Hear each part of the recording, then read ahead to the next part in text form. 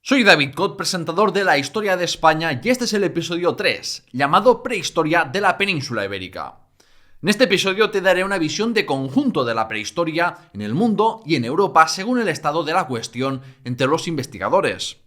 Veremos el origen de la humanidad y de los estados, y aprenderás cómo fue la prehistoria en la Península Ibérica, desde el Paleolítico hasta la Edad del Bronce. Suscríbete en YouTube y podcast a La Historia de España, presentada por David Cot. El origen de la humanidad. La prehistoria es paradójicamente el periodo más largo de la humanidad y al mismo tiempo el más desconocido, precisamente porque no existía la escritura, que es lo que permite hablar de historia como tal. La prehistoria abarca desde la aparición de los australopitecos hace más de 4 millones de años hasta la creación de la escritura en Oriente Próximo hacia el 3300 a.C., pero para la península ibérica no termina hasta siglos después. La prehistoria la estudian los arqueólogos, antropólogos, genetistas o geólogos, y no es ni mi campo de estudio ni de interés, así que perdona si comento algún error. Aún así, hay que decir que nuestro entendimiento de la prehistoria puede ser muy cambiante, porque los paradigmas establecidos para entender el origen de la humanidad y su evolución se basan en pocas muestras arqueológicas y de restos humanos, sobre todo para el Paleolítico y antes del Homo sapiens. Así que no sería extraño que en pocos años hipótesis que se manejan hoy en día y que voy a presentar queden desfasadas. Dicho esto, el origen del ser humano se enmarca en el lento proceso de evolución de especies animales que empezó desde hace millones de años a partir de organismos vivos más simples. Los humanos formamos parte de la familia de mamíferos primates conocida como homínidos, en la que se incluyen especies como los chimpancés, orangutanes o gorilas. De hecho, la diferencia genética entre un chimpancé y un humano moderno es de poco más del 1%. Pero ese 1% es la clave que nos hace una especie más inteligente y con capacidad de abstracción. Faltan más datos, pero se cree que hace entre 6 y 8 millones de años existió el último ancestro compartido entre chimpancés y humanos. Y es desde entonces que aparecieron nuestros ancestros más directos. Se barajan posibles especies anteriores, pero los primeros homínidos que ya andaban a dos patas y que se sabe con certeza que tuvieron un rol en el surgimiento del Homo sapiens fueron los australopitecos, que vivieron en África hace unos 4 millones de años. Hace unos 2 millones y medio de años aparecieron las primeras especies Homo, clásicamente definidas por su capacidad de elaborar herramientas de piedra. Se han datado fósiles del género Homo de hace unos 1,8 millones de años ya fuera de África, y así es como aparecieron especies diferenciadas de ancestros humanos. Esto me lleva a una pregunta digamos trascendental. ¿De dónde surge el ser humano moderno, el Homo sapiens? Han existido dos modelos tradicionales, la teoría autofáfica, o de origen único africano, y la teoría multiregional. El modelo autofáfica propone que todos los seres humanos tienen un origen común en África, surgiendo hace unos 300.000 años, y con una capacidad de lenguaje, abstracción y pensamiento más complejo que otros ancestros humanos. Varias oleadas de unos pocos de estos humanos, de estos Homo sapiens, habrían salido de África, y por eso la genética observa menos variaciones genéticas entre humanos no africanos. Y habían poblado el resto de continentes reemplazando completamente y sin mezclarse ancestros Homo como los neandertales en Europa o los denisovanos en Asia. En cambio, según la teoría multiregional, los seres humanos modernos surgieron de manera paralela a partir de un ancestro común de hace 1 o 2 millones de años. Hubo mezclas genéticas entre poblaciones de diferentes regiones, pero al mismo tiempo se mantuvieron características locales y estas explicarían las diferencias étnicas entre humanos.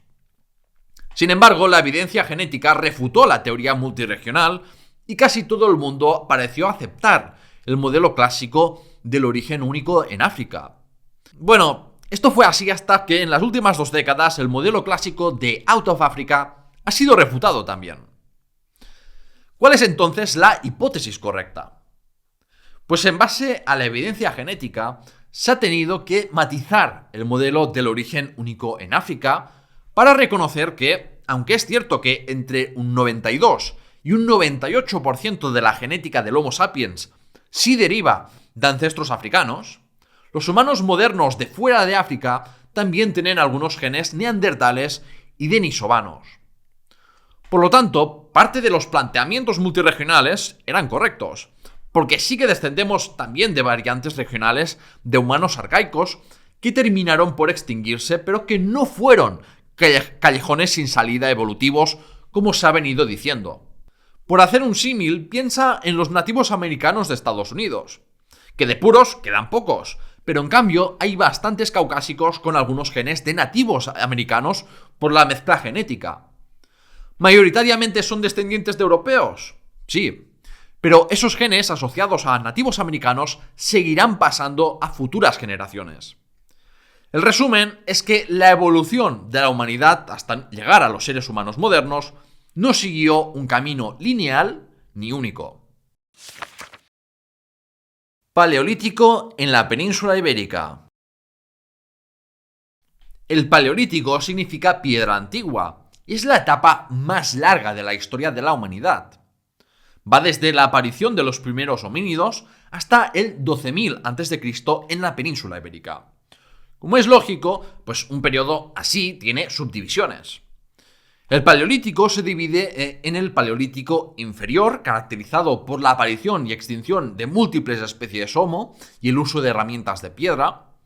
Hace unos 120.000 años empezó el Paleolítico medio, caracterizado por el dominio de los neandertales, el uso del fuego y la sofisticación de las herramientas, apareciendo piedras usadas como cuchillos, punzones o perforadores.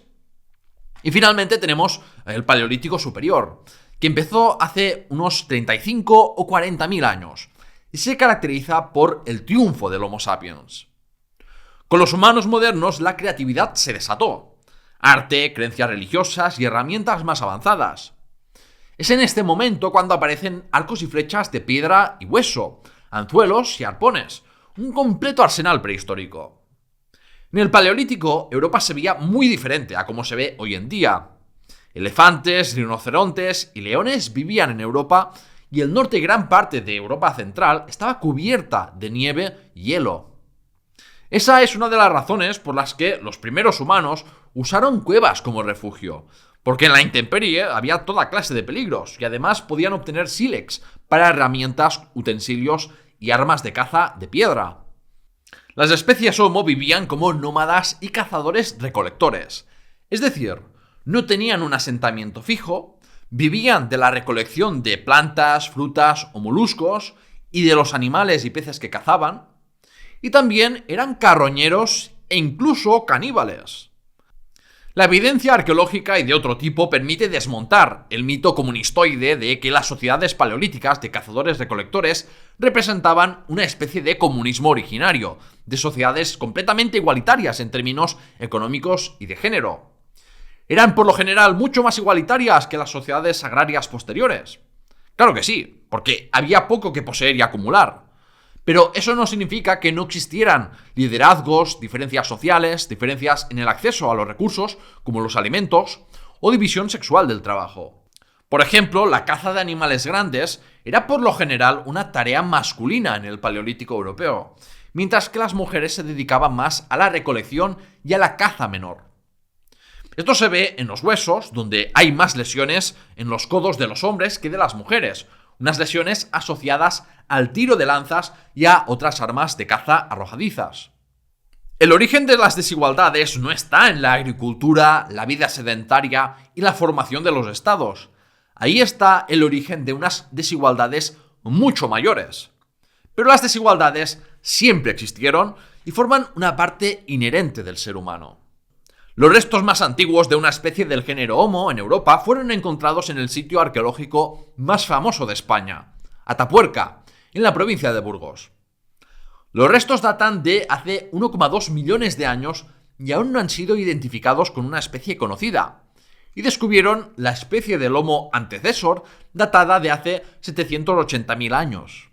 Aparte de estas especies, en el prolífico yacimiento prehistórico de Atapuerca, los arqueólogos encontraron especies como el Homo heidelbergensis o los restos mucho más recientes de Homo neanderthalensis y Homo sapiens.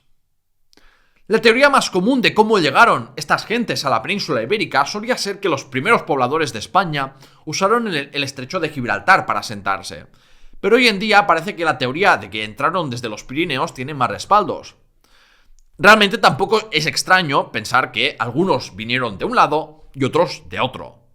Hace unos 200.000 años, los neandertales comenzaron a trasladarse a la península y no desaparecieron hasta hace 28.000 años, según los restos encontrados en Gibraltar, conviviendo pues con los Homo sapiens de los que se tiene constancia en la península ibérica desde hace unos 40.000 años.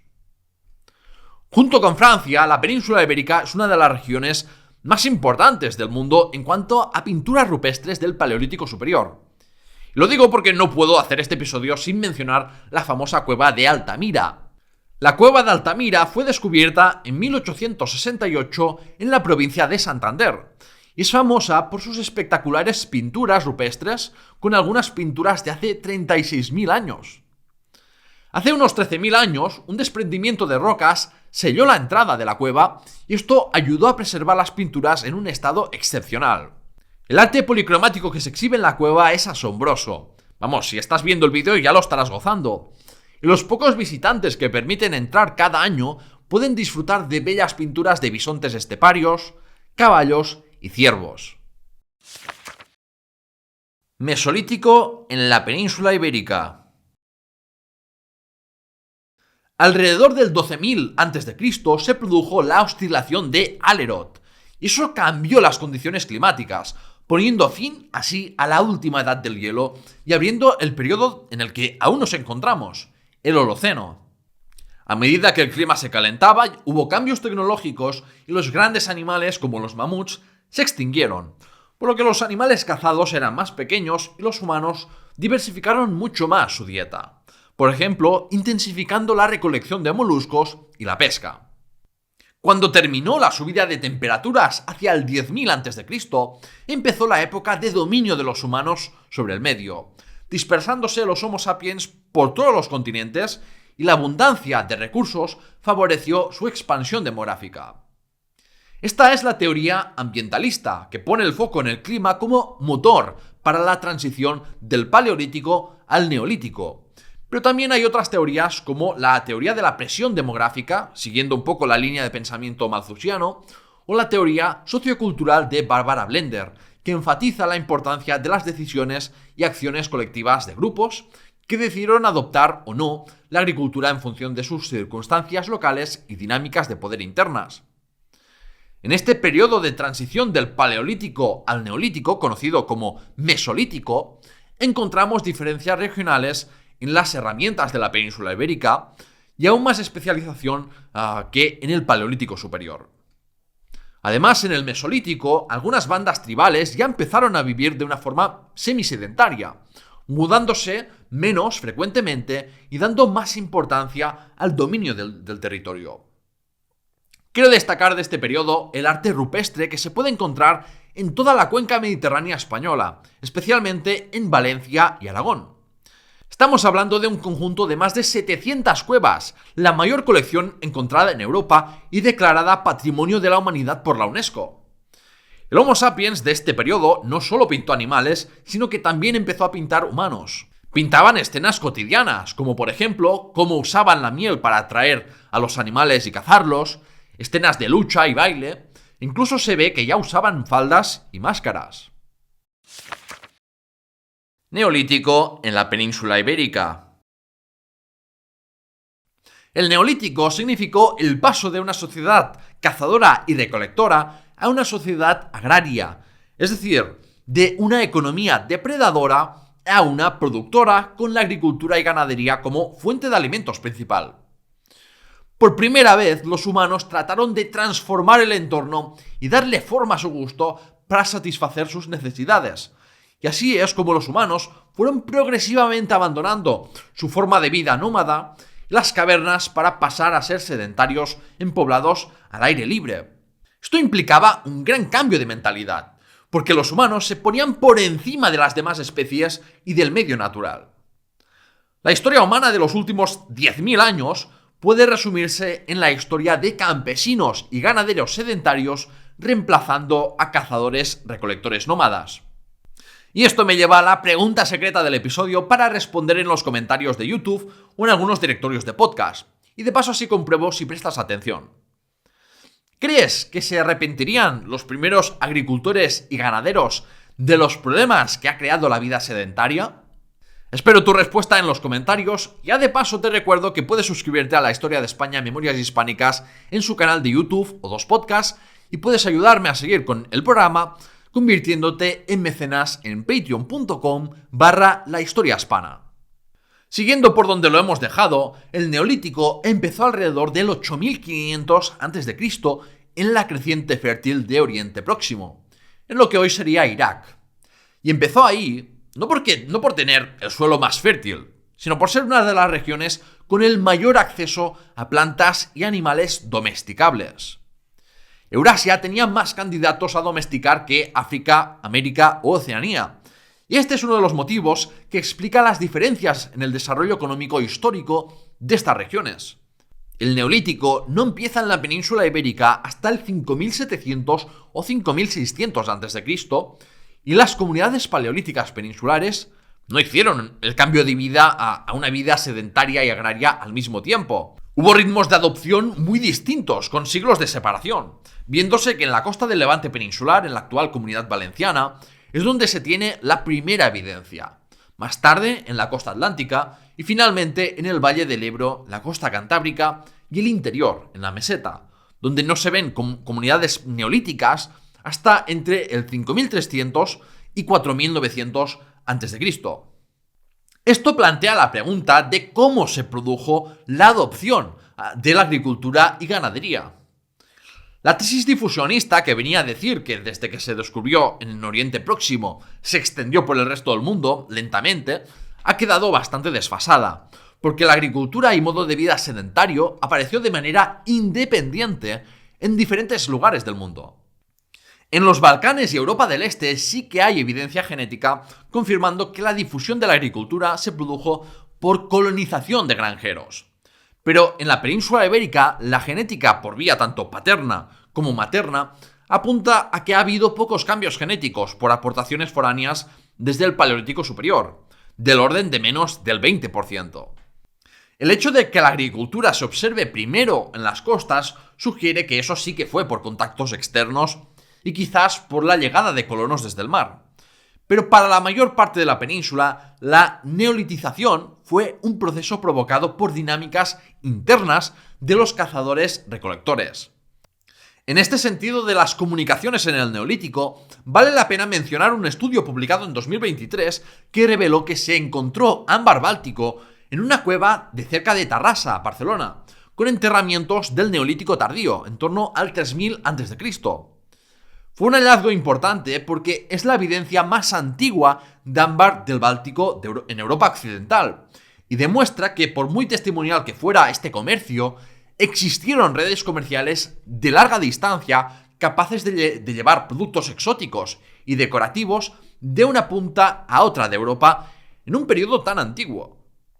Del Neolítico peninsular tenemos muy bien conservados collares, pulseras, anillos, peines, cucharas e incluso alpargatas de esparto. El Neolítico también trajo un cambio en las creencias religiosas, ya que los humanos empezaron a representar a los dioses y hacer todo tipo de rituales para dar a luz, tener una buena cosecha o una buena campaña militar, entre otros. Los hombres neolíticos pintaron de forma esquemática, en cuevas y ya más frecuentemente en objetos portátiles como unos amuletos que les daban suerte y protección. En el Neolítico se siguieron habitando cavernas y tardaron en aparecer los primeros poblados en la llanura, con casas circulares de adobe.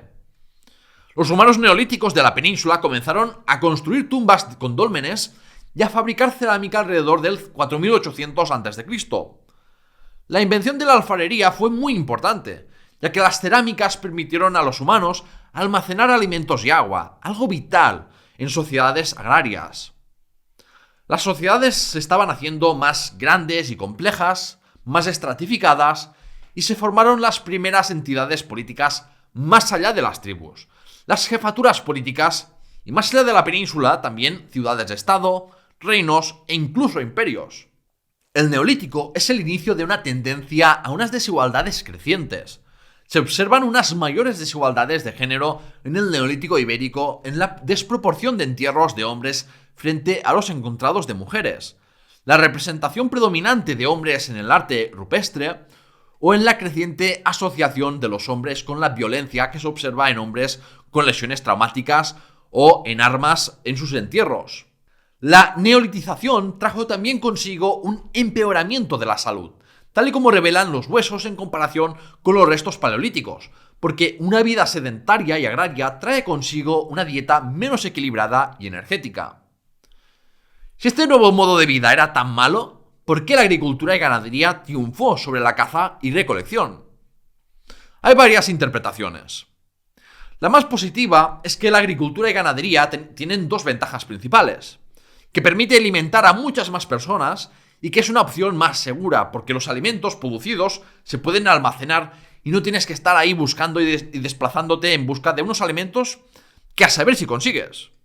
Otra del tipo malthusiano viene a decir que la presión sobre el medio ambiente hizo que se fueran agotando los abundantes recursos naturales y fuera deseable asegurarse unos alimentos para una población en crecimiento.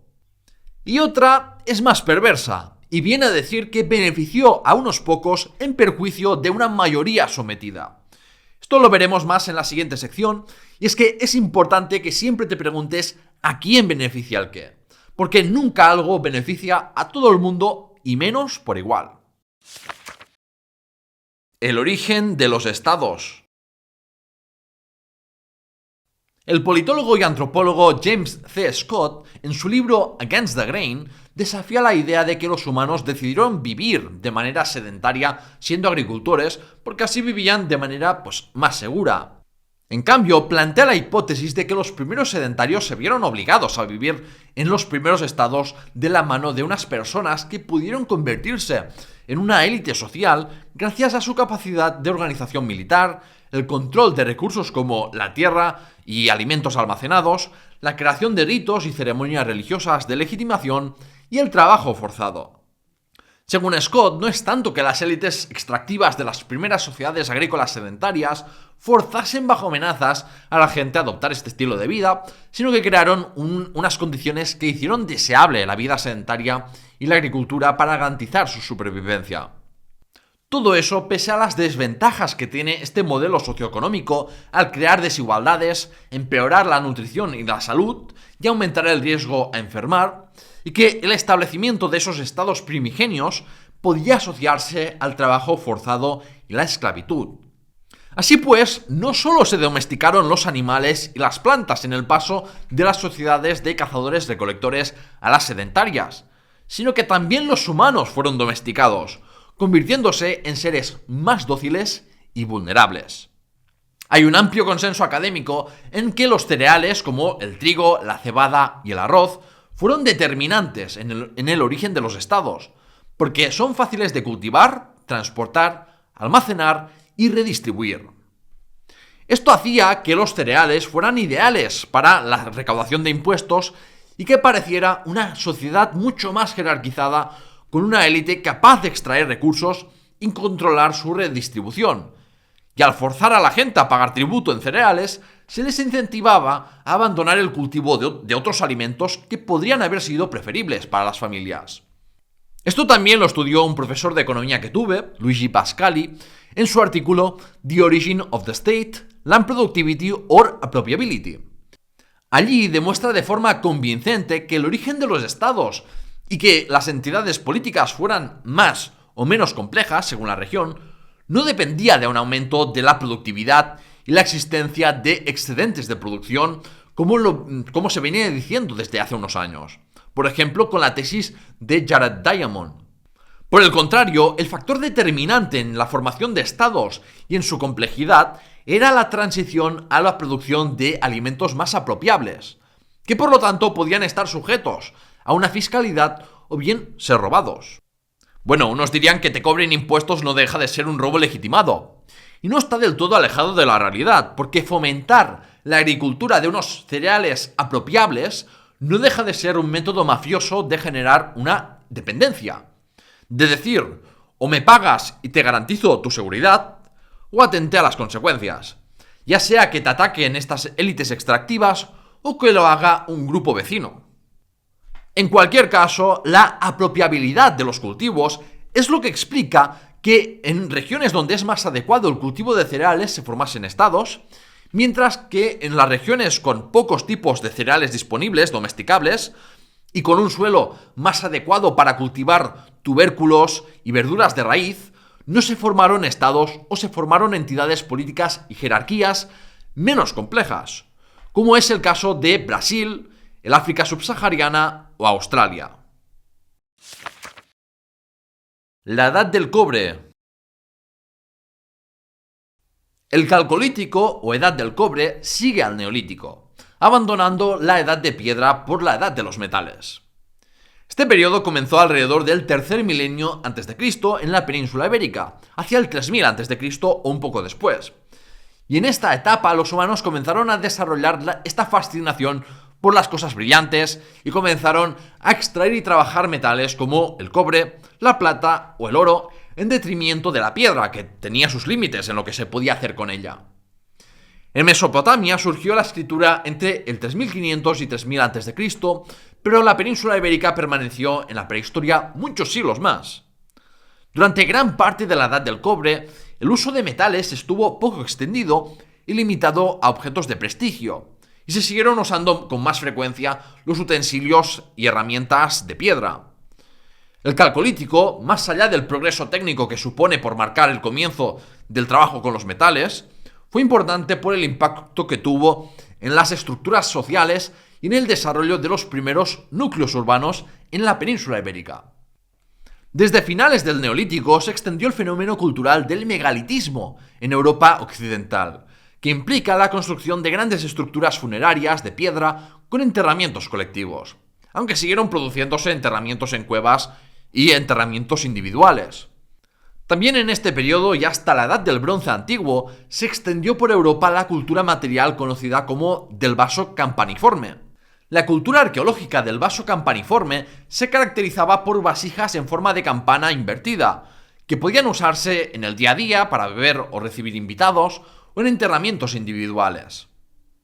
En el Calcolítico nos encontramos ya con poblaciones relativamente grandes, protegidas por murallas como Zambujal, en Portugal, o Los Millares, en Almería, que tenía una población estimada de entre 1000 y 1500 habitantes. El yacimiento de Los Millares da nombre a la cultura de los millares, una de las más llamativas de la península ibérica de la época, entre el 3200 y 2200 a.C. La cultura de los millares se caracterizaba por poblados fortificados, el megalitismo y una sociedad desigual. El asentamiento de los millares consistía en un recinto amurallado de 6 hectáreas con 4 líneas distintas de murallas y varios fortines, lo que parece indicar que entró en guerra con poblados vecinos en repetidas ocasiones. La base económica de los millares estaba en la agricultura y ganadería, con la metalurgia teniendo también su importancia al existir una división del trabajo en el proceso de elaboración de los metales. En los ajuares de los millares se observa diferenciación social, pese a que los enterramientos eran colectivos. Es revelador que en los ajuares había pocos objetos metálicos y predominan los objetos de marfil, hueso y piedra, y que los asentamientos de la cultura de los millares se situaban cerca de terrenos aptos para el cultivo y no cerca de minas, lo que nos recuerda que no se había generalizado aún el uso de los metales y que eso solo se produjo en la Edad del Bronce, en la siguiente etapa. La Edad del Bronce. La Edad del Bronce abarca en la península ibérica entre el 2200 y 750 a.C. Este periodo se caracteriza por la introducción de aleaciones de cobre con otros metales como el arsénico y el estaño, lo que llevó al desarrollo del bronce, un metal mejor a los empleados hasta la fecha. El uso de los metales se generalizó en comparación con el calcolítico, lo que favoreció a las regiones con más recursos minerales y promovió el comercio y las migraciones. La Edad del Bronce implicó un avance en la técnica metalúrgica y una intensificación del comercio, así como cambios sociales y económicos significativos.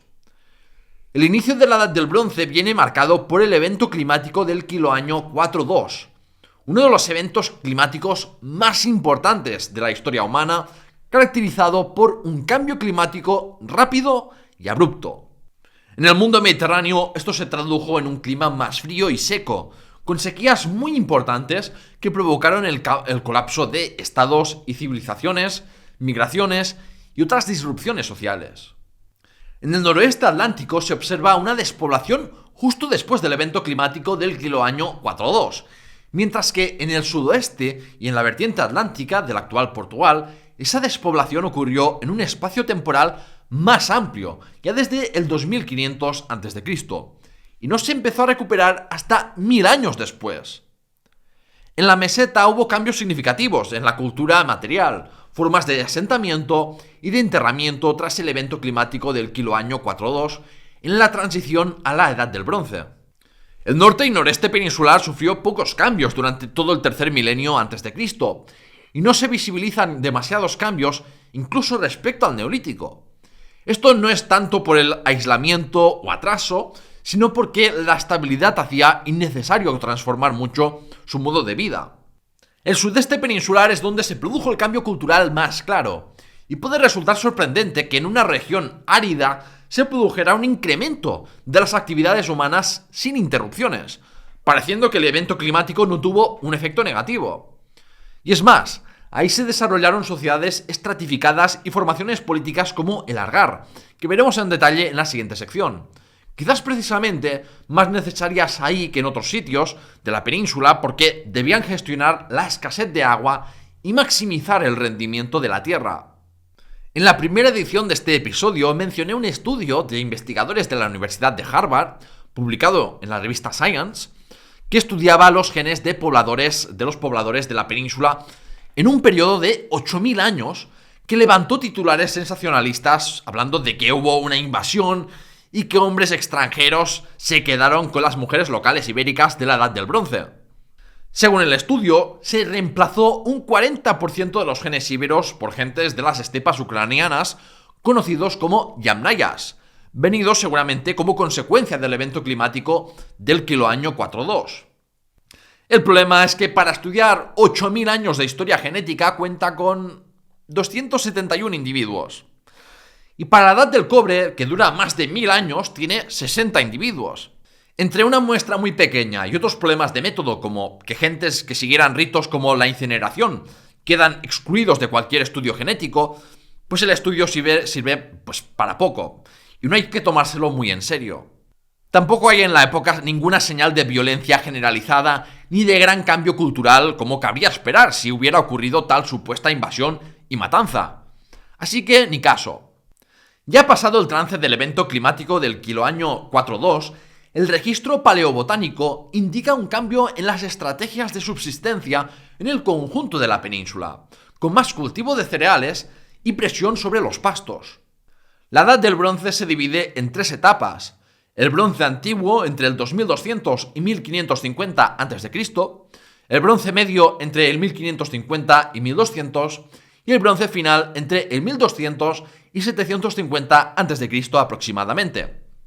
No voy a extenderme mucho aquí, ya que ya llevamos un buen rato de episodio y a lo que más quiero prestar atención es a la cultura argárica que veremos en un momento.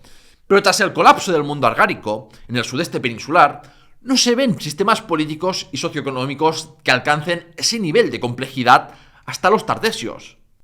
Hacia el 1200 a.C., el Mediterráneo oriental sufrió de mucha inestabilidad y aún hay muchos misterios sobre la caída de numerosas civilizaciones en esa región al empezar el Bronce Final.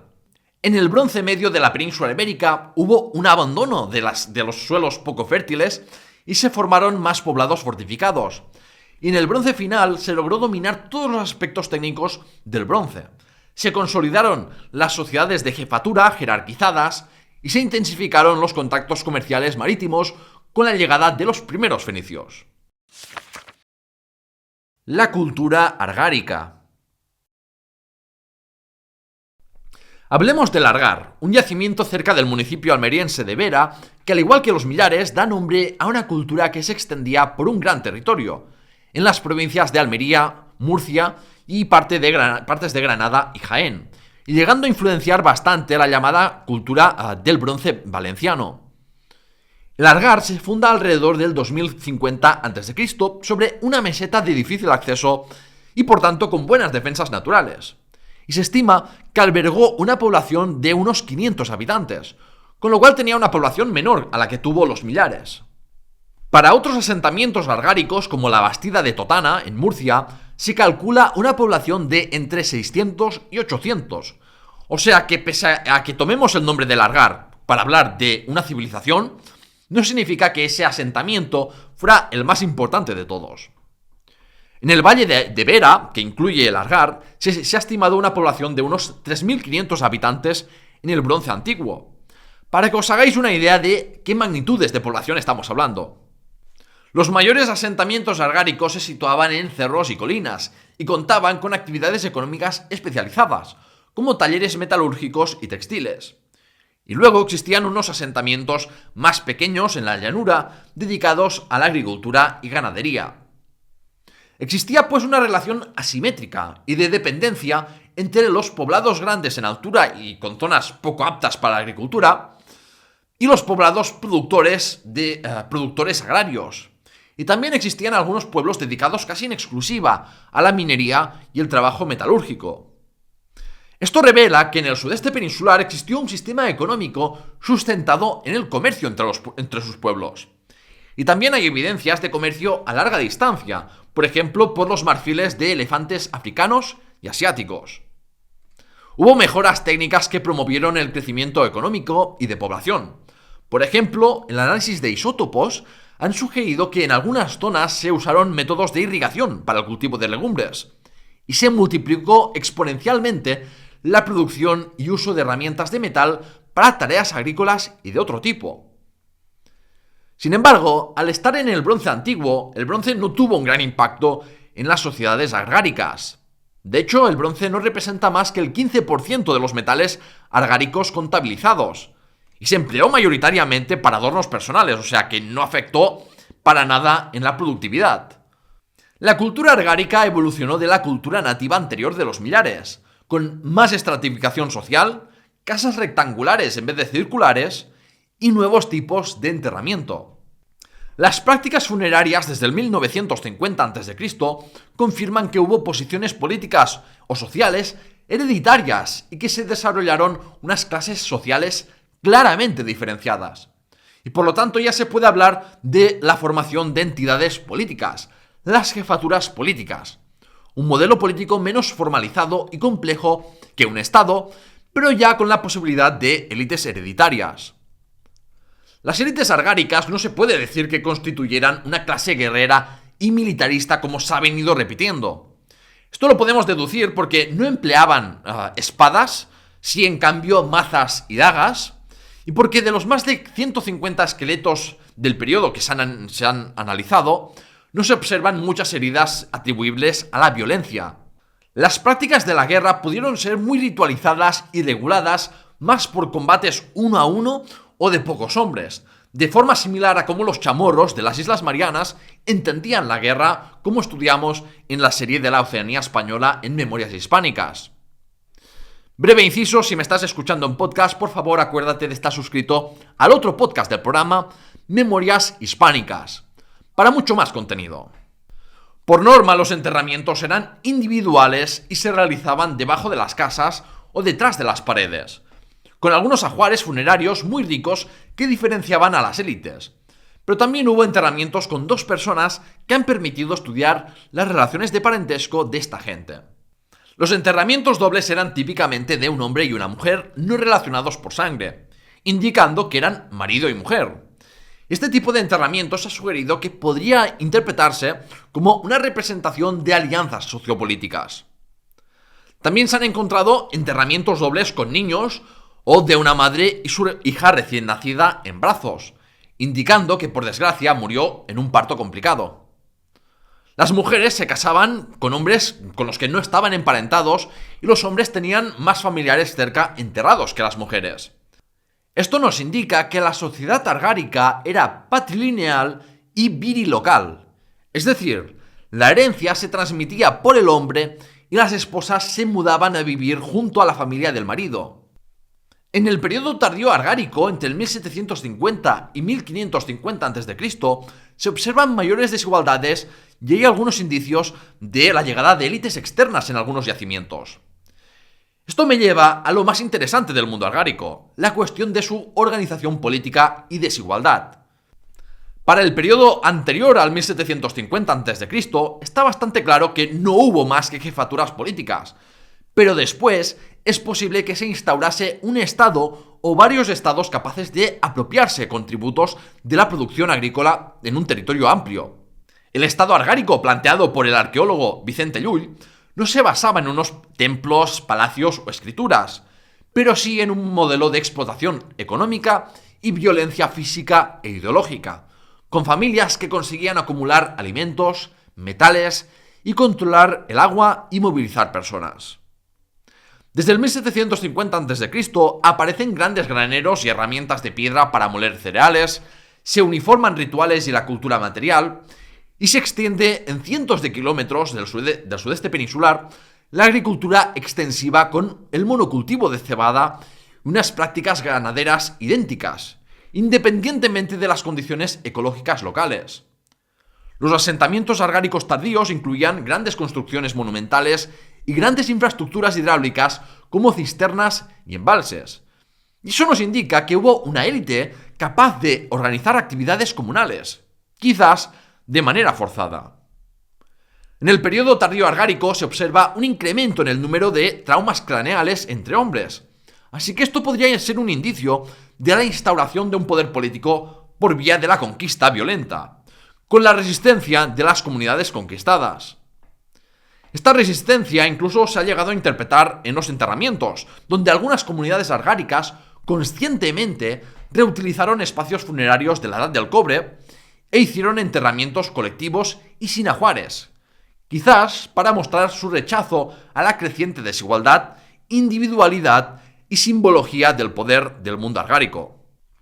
Hubo un aumento de la mortalidad infantil debido a la pobreza, enfermedades y malnutrición, y el bienestar no hizo más que empeorar para las clases serviles, mientras que unas élites extractivas no hacían más que acumular recursos. Como hemos visto antes, el modelo socioeconómico argárico se sostenía por las relaciones de interdependencia entre poblados fortificados en altura y agrícolas en la llanura más pequeños y dedicados al monocultivo de cebada.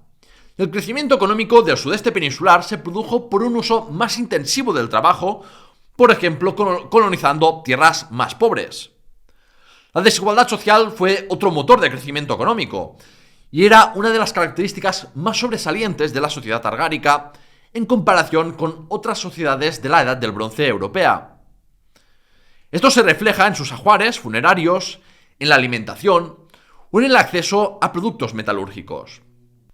Este era un modelo socioeconómico y político para nada beneficioso para muchos de las personas sometidas a ese poder, tal y como ya describí en la sección del origen de los estados. Pero la civilización del Argar colapsó de manera abrupta en torno al 1550 a.C. El colapso resultó en el abandono de la mitad de los asentamientos y la reestructuración del resto de acuerdo a unos nuevos principios arquitectónicos. Los enterramientos argáricos, característicos por exhibir claras diferencias socioeconómicas, desaparecieron por completo. La cultura material cambió. Las formas sociales y económicas se volvieron menos complejas y más colectivas, y sus estrategias de subsistencia se diversificaron. Los asentamientos de menos de 1 hectárea se fueron todos al garete, lo que podría indicar que eran muy dependientes del sistema político y económico del Argar tardío. El colapso argárico también resultó en flujos migratorios importantes fuera del sudeste peninsular. Ha llamado la atención a los investigadores como una de las sociedades más política y económicamente desarrolladas de Europa en la Edad del Bronce, como el Argar, colapsó de manera tan repentina. Pero si lo piensas bien, no es tan sorprendente. La paleobotánica ha revelado que hubo una deforestación importante porque necesitaban más suelo arable, incluso aquel poco fértil para su monocultivo de cereales que estaban sujetos a tributación. Esta dependencia a un tipo de cultivo concreto era una vulnerabilidad. También la erupción minoica producida en una isla griega en torno al 1620 a.C. pudo influir en sequías y otros problemas medioambientales en las últimas décadas de la cultura del argar. Pero seguramente el motivo más importante del colapso de la cultura argárica es la violencia, como parece sugerir el hecho de que muchos asentamientos desaparecieron en torno a la misma fecha del 1550 a.C. y que se han registrado incendios en asentamientos argáricos. La expansión de un tipo de organización política más compleja que ninguna otra en la península ibérica se hizo al menos en parte de manera violenta. Y la sociedad argárica era profundamente desigual y es posible que también hubiera esclavitud. Las tensiones sociales generadas por tal modelo político y socioeconómico pudieron terminar de estallar, y más si se juntó con una mala racha de cosechas. La civilización del argar puede ser un ejemplo más de una larga lista de sistemas de explotación y desigualdad que colapsan por su propio peso por medio de un levantamiento violento de los oprimidos.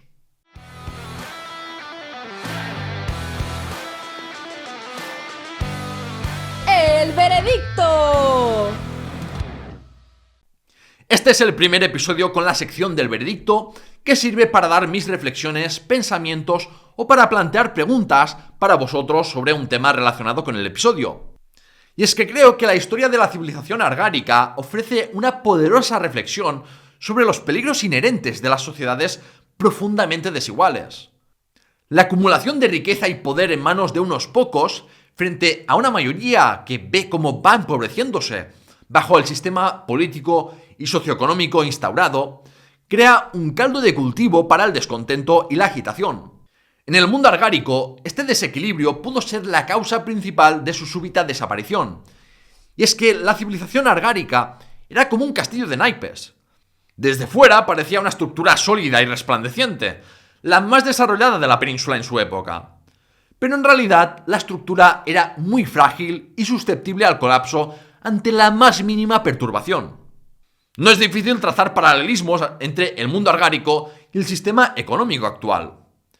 En un mundo en que la globalización tiene el efecto positivo de reducir las desigualdades entre países y de sacar a mucha gente de la pobreza extrema, pero que tiene el efecto negativo de hacer crecer la brecha entre ricos y pobres en todos los países, estas tensiones por la creciente desigualdad económica existen. Y el ver que el desarrollo económico no favorece a todos por igual, o peor, que en los países ya desarrollados, el ver que crece la economía, pero empeoran las condiciones materiales de la clase trabajadora, pues es un caldo de cultivo para el auge de movimientos políticos extremistas, protestas y, en casos extremos, revoluciones. La historia del argar no es solo una historia del pasado, sino una advertencia para el futuro. Que un sistema que favorece la acumulación de riqueza en manos de unos pocos y descuida o explota a una mayoría, es un sistema inherentemente inestable que puede caer de forma repentina. Y con eso, el veredicto termina. Esto es todo por el episodio de hoy. Si te ha gustado, por favor dale a me gusta, comenta y compártelo, eso siempre ayuda al algoritmo. Y si eres nuevo, suscríbete al canal de YouTube y dos podcasts, La Historia de España, Memorias Hispánicas. Puedes apoyar mi divulgación histórica y conseguir beneficios exclusivos como acceso anticipado a los episodios o ser mencionado en un episodio si te conviertes en mecenas de Patreon, en patreon.com/lahistoriahispana. También tengo servidor de Discord y redes sociales para más contenido. Tienes todos los enlaces en la descripción. El siguiente episodio tratará de las colonizaciones de fenicios y griegos y de los tartesios. Suscríbete para no perdértelo y ¡hasta pronto!